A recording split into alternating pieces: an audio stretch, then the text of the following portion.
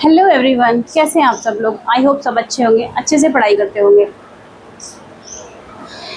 तो आज हमारी जो क्लास है वो है पॉलिटी की क्लास, क्योंकि हम 3 दिन ज्योग्राफी पढ़ते हैं और 3 दिन पॉलिटी पढ़ते हैं। ठीक है, कभी कभी बीच में गैप हो जाता है, वो शायद स्टडी की वजह से या फिर और भी काम आ जाते हैं, लेकिन मैं क्लास आपको देती हूँ, भले एक दिन बाद दूँ मैं आपको क्लास। ठीक है, तो मेरे चैनल का नाम है शमा एकेडमी, इसको ज़रूर सब्सक्राइब करें और मेरा सपोर्ट करें।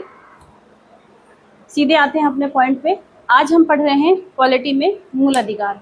इससे पहले हमने मूल अधिकार में समानता का अधिकार, स्वतंत्रता का अधिकार, संपत्ति का अधिकार, शिक्षा का अधिकार, धार्मिक स्वतंत्रता का अधिकार सारे पढ़ लिए थे। ठीक है, उसके बाद हमारा लास्ट बचा था आर्टिकल 32, 33, 34, 35, ये बचे हमारे।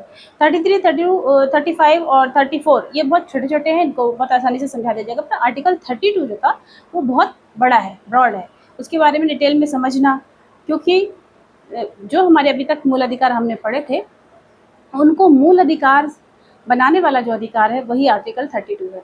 आर्टिकल 32 नहीं होता तो जितने भी हमें अधिकार मिले उनका कोई पर्पज़ नहीं होता, बस वो हमें मिलते नाम के लिए, लेकिन उनका कोई मतलब नहीं होता उन अधिकारों का। तो आर्टिकल 32 मूल अधिकार को मूल अधिकार कैसे बनाना है, यही कैसे बनाता है, यही हम पढ़ने जा रहे हैं। ठीक है, तो आर्टिकल 32 संवैधानिक उपचारों का अधिकार। संविधान के थ्रू आपके अधिकारों का क्या करेगा, उपचार करेगा आर्टिकल 32। और उपचार किसके थ्रू करेगा, सुप्रीम कोर्ट के थ्रू, क्योंकि ये इससे जो आर्टिकल 32 से सुप्रीम कोर्ट को न्यायिक पावर मिलती है, न्यायिक फैसले करने की पावर मिलती है। मूल अधिकार का रक्षक कौन है, सुप्रीम कोर्ट।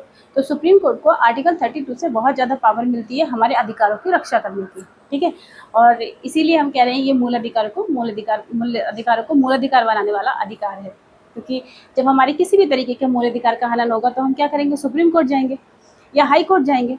तो सुप्रीम कोर्ट, हाई कोर्ट किसके द्वारा मिली ताकत की वजह से हम हमारे अधिकारों की रक्षा करेंगे, वो आर्टिकल 32 में उनको ताकत जिस प्रकार की दी गई है उसके थ्रू। ठीक है, तो अनुच्छेद 32 इसको बी आर अम्बेडकर साहब ने क्या कहा, संविधान की आत्मा, संविधान का हृदय, बी आर अम्बेडकर साहब ने इसको ये कहा है। ठीक है, संरक्षक कौन है इसका, सुप्रीम कोर्ट। और ये गारंटी किसकी देता है, हमारे अधिकारों की रक्षा की गारंटी देता है। ठीक है, आर्टिकल 32। अब सुप्रीम कोर्ट को इससे क्या है, सुप्रीम कोर्ट इसके थ्रू क्या करता है, न्यायिक कार्रवाई करता है। न्यायिक कार्रवाई से हमारे अधिकारों का उपचार करता है। और वो अधिकारों को उपचार करने के लिए सुप्रीम कोर्ट को, हाई कोर्ट को क्या करना पड़ता है, उन्हें 5 प्रकार की रिट दी गई हैं। वो 5 प्रकार की रिट के थ्रू हमारी अधिकारों की रक्षा करता है। रिट कितने प्रकार की होती है, 5 प्रकार की। यहाँ से क्वेश्चन बहुत आते हैं, बहुत आते हैं, बहुत आते हैं। ठीक है, तो इसको अच्छे से याद कर ले, बड़े बड़े एग्जाम में, छोटे छोटे एग्जाम में, हर जगह यहाँ से क्वेश्चन आते हैं। तो इसको आप अच्छे से पढ़िएगा, अच्छे से समझ के पढ़िएगा। ठीक है, रिट कितने प्रकार की होती है, 5 प्रकार की रिट होती है। क्वेश्चन तो यहाँ से भी आ सकता है कि संविधान की आत्मा किसे कहा जाता है, आर्टिकल 32 है ना। तो इस तरीके से संविधान में कितने प्रकार की रिट जारी करने का अधिकार है, मतलब सुप्रीम कोर्ट कितने प्रकार की रिट जारी कर सकता है, 5 प्रकार की रिट जारी कर सकता है। ठीक है, कौन कौन सी रिट है, रिट के नाम देख के उनके अकॉर्डिंग क्वेश्चन पूछ सकता है। कौन कौन सी रिट है, नंबर 1 है हॉबियस कॉर्पस, बंदी प्रत्यक्षीकरण, जिसे हिंदी में कहते हैं मैंडेमस परमादेश। दूसरा है मैंडेमस परमादेश। ठीक है, तीसरा है को वारंटो, अधिकार प्रक्षा, प्रोहिबिशन, प्रतिषेध। इसकी इंग्लिश तो मेरे से बिल्कुल ही नहीं हो रही है ट्रांसलेट आप अपने आप से करिएगा, मतलब मैं प्रोनाउंसिएशन नहीं कर पा रही हूँ इसका, आप करिएगा उत्प्रेषण का। ठीक है, तो ये 5 प्रकार की रिट जारी करते हैं। अब इन्हीं 5 प्रकार की रिट के बारे में हम डिटेल से पढ़ लेते हैं। सबसे पहले है आपका हॉबियस कॉर्पस, बंदी प्रत्यक्षीकरण।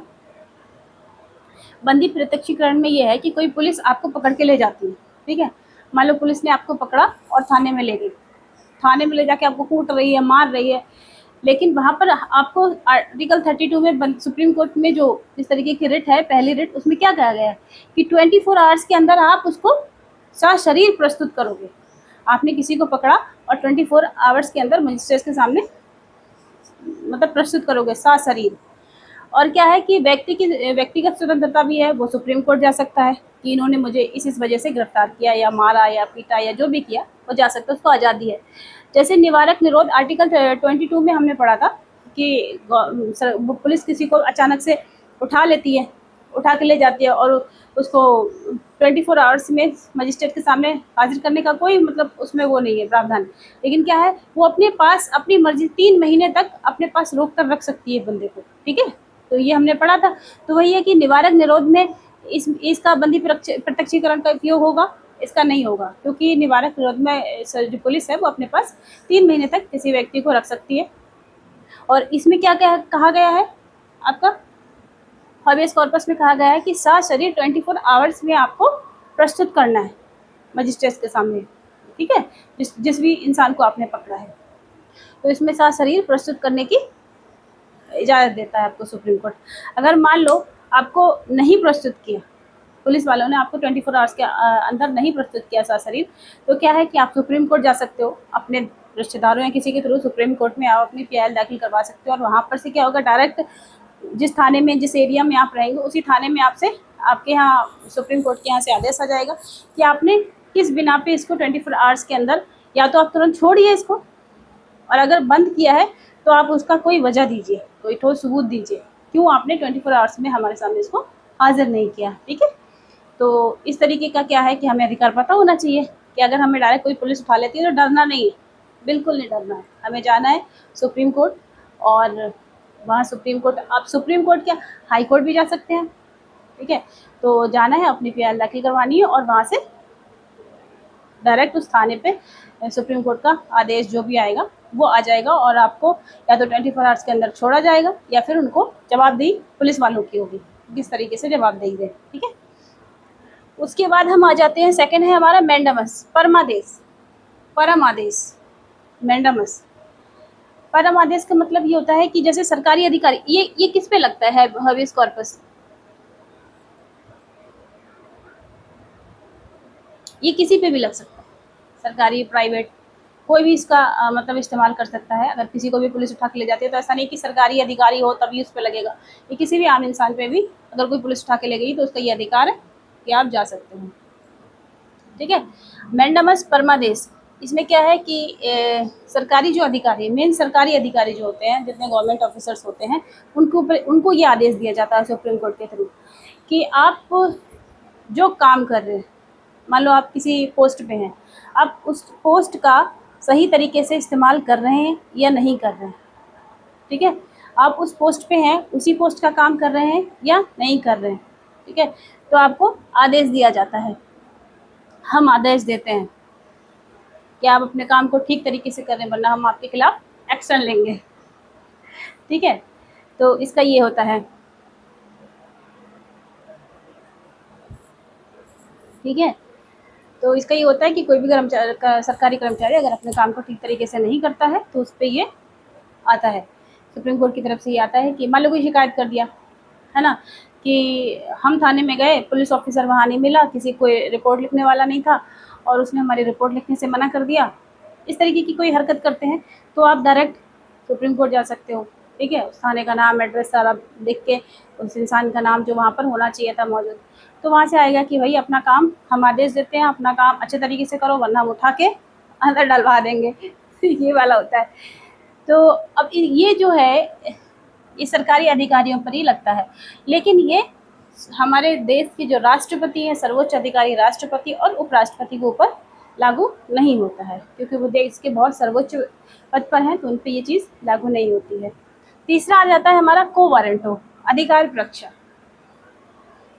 को वारंटो का मतलब है कि किस अधिकार से आप ये काम कर रहे हैं, है ना, आपका ये अधिकार है या नहीं है।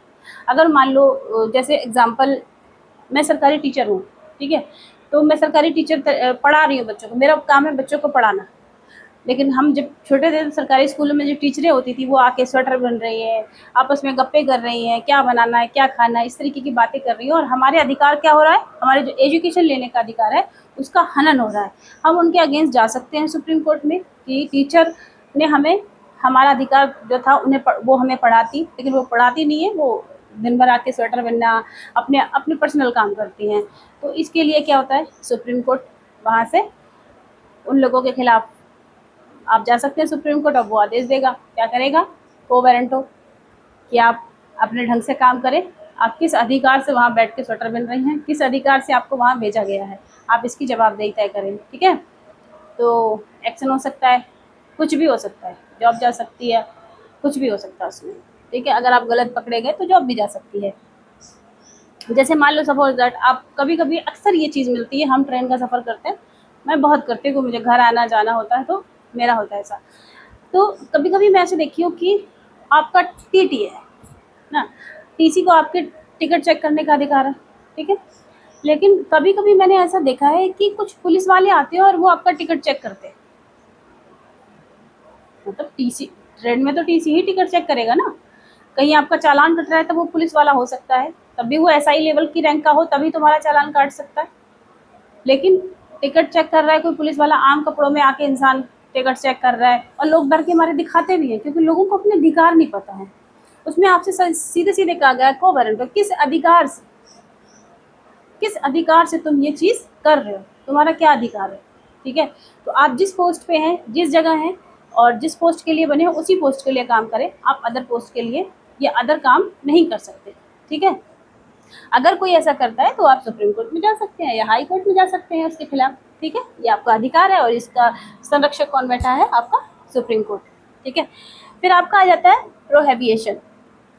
ये 3 अधिकार जो हैं, हबियस कॉर्पस, मैंडेमस और कोवेरेंटो, ये तो इंसानों पे लगते हैं, है ना, सरकारी हो आम इंसान हो जो भी हो, इंसानों के ऊपर लगते हैं।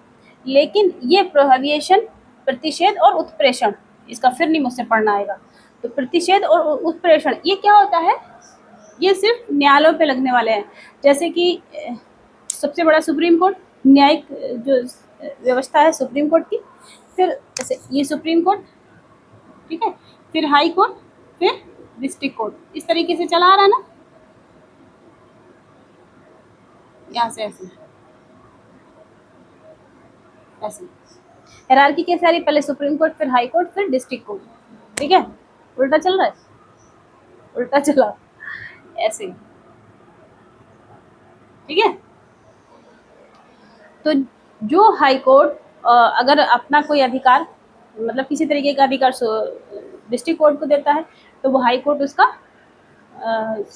मतलब वो हो जाएगा, फिर क्या हो जाएगा, प्रतिशत। मैं क्या कहना चाह रही हूँ, मतलब सुप्रीम कोर्ट से छोटा कौन सा है, हाई कोर्ट, हाई कोर्ट से छोटा कौन सा है, डिस्ट्रिक्ट कोर्ट। ठीक है, तो हाई कोर्ट जो है वो डिस्ट्रिक्ट कोर्ट के फैसलों को रद्द कर सकता है या अपने पास बुला सकता है उस तरीके के फैसलों को, और सुप्रीम कोर्ट क्या है, हाई कोर्ट या डिस्ट्रिक्ट कोर्ट दोनों के फैसलों को अपने पास बुला सकता है।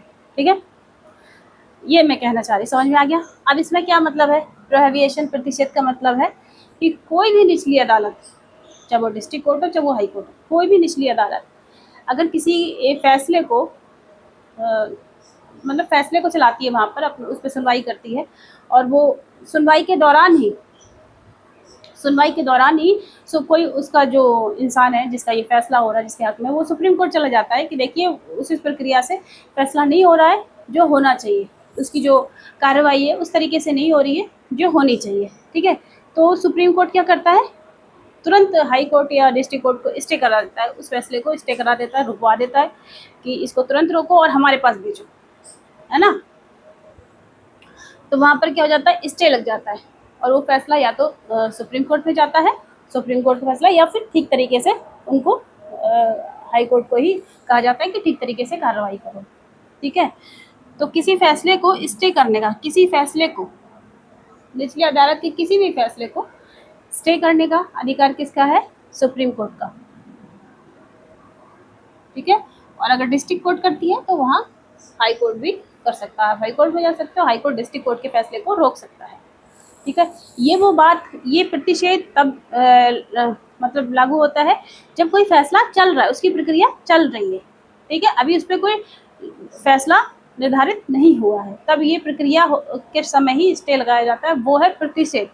ठीक है, हाई उच्च कोर्ट निचली अदालत को, निचली कोर्ट पे इस तरीके के फैसले देती है। ठीक है, लेकिन जो उत्प्रेषण है, उत्प्रेषण में क्या होता है कि निचली अदालत किसी मुकदमे या किसी कोई भी फैसला देना है, वो पूरी तरीके से प्रक्रिया चलाने के बाद उस पर फैसला भी दे चुकी होती है, उसमें पूरी प्रक्रिया होने के बाद, सुनवाई होने के बाद उस पर फैसला भी दे चुकी होती है, और उस फैसला देने के बाद सुप्रीम कोर्ट में अगर जाता है कोई, अपनी ऊंची अदालत में कोई जाता है, मतलब डिस्ट्रिक्ट कोर्ट का है तो हाई कोर्ट में जाएगा, हाई कोर्ट का है तो डिस्ट्रिक्ट मतलब सुप्रीम कोर्ट में, डायरेक्ट डिस्ट्रिक्ट कोर्ट का तो भी सुप्रीम कोर्ट में जा सकता है, ये आपका अधिकार है।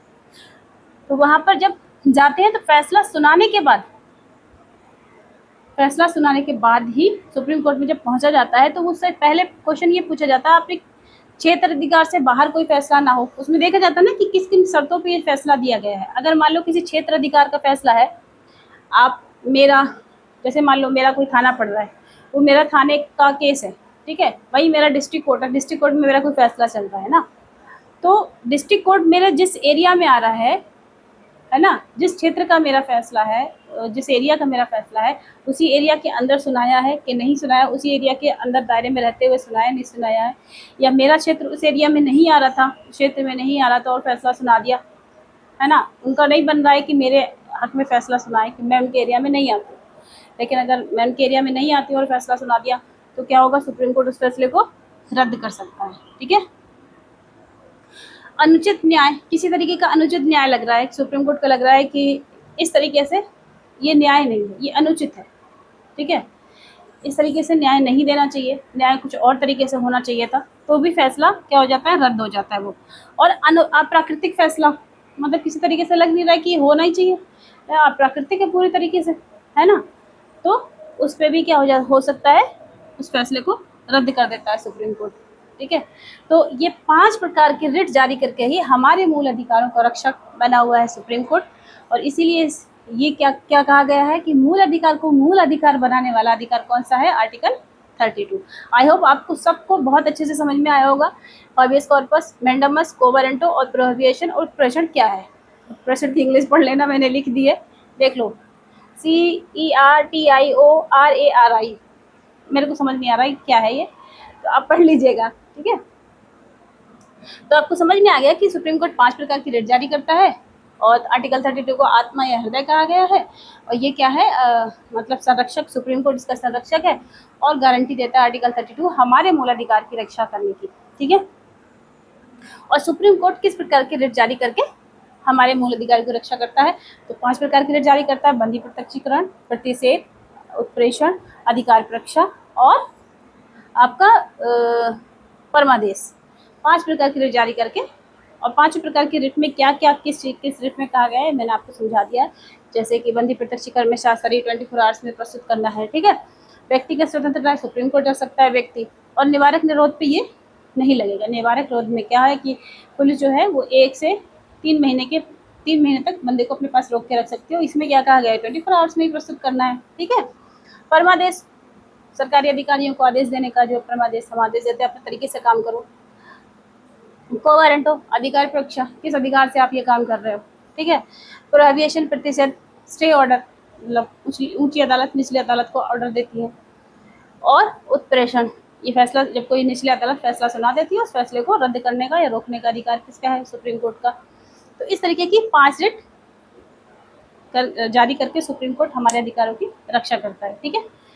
अब इसके आगे पढ़ लेते हैं कि सिर्फ सुप्रीम कोर्ट को ही रिट जारी करने का अधिकार है, या मूल अधिकारों का रक्षक सिर्फ सुप्रीम कोर्ट है, ऐसा नहीं है।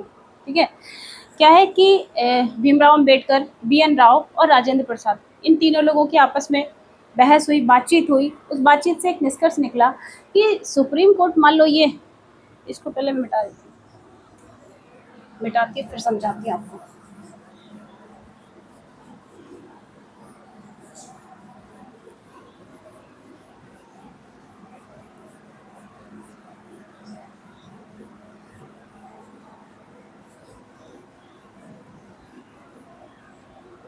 ये जो मूल अधिकार हैं, ये सभी नागरिकों को मिले हैं, भारत के सभी नागरिकों को, चाहे वो गरीब हो या अमीर हो, सभी नागरिकों को मिले हैं। अब मान लो ये भारत है, ठीक है, मैं भारत कैसे बना रही हूँ, इस तरीके का, यार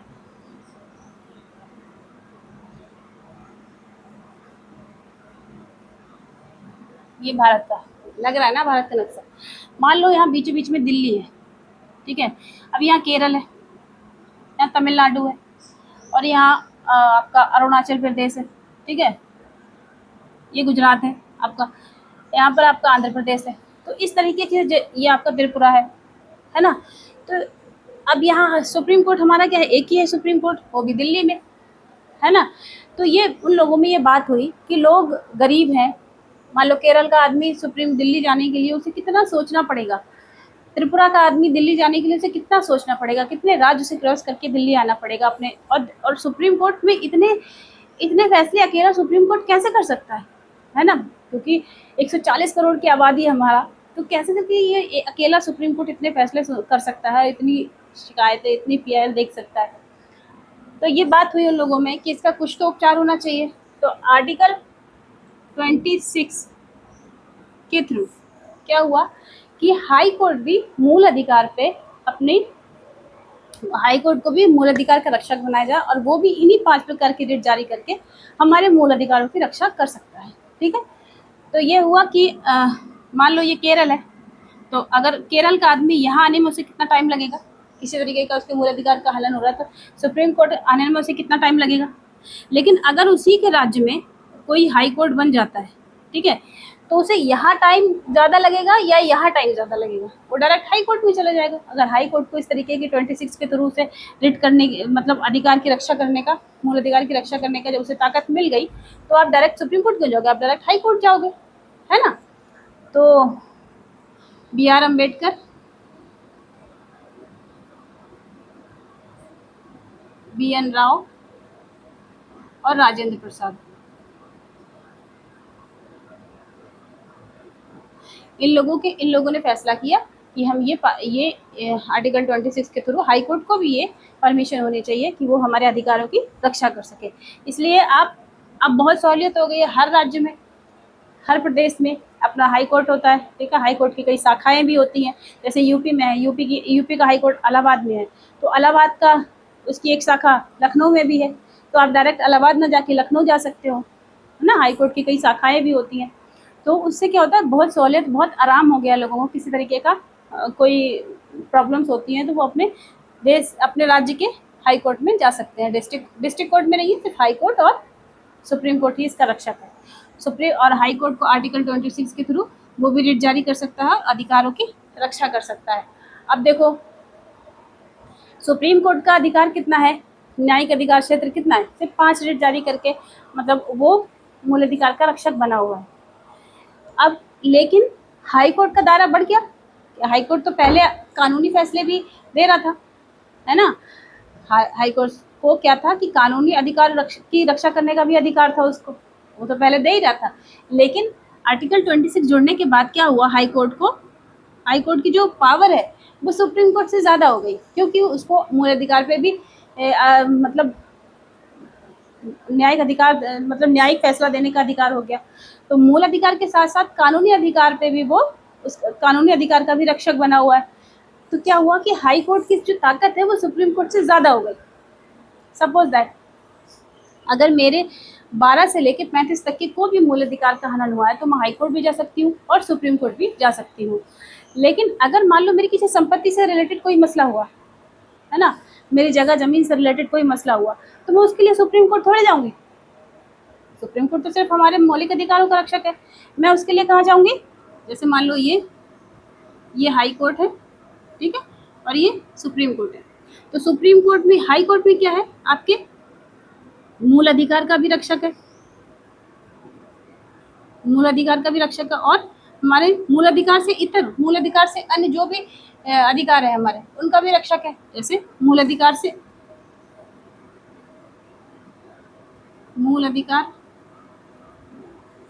अन्य, ठीक है, जो भी अधिकार है उनका भी रक्षक कौन है, हाई कोर्ट है।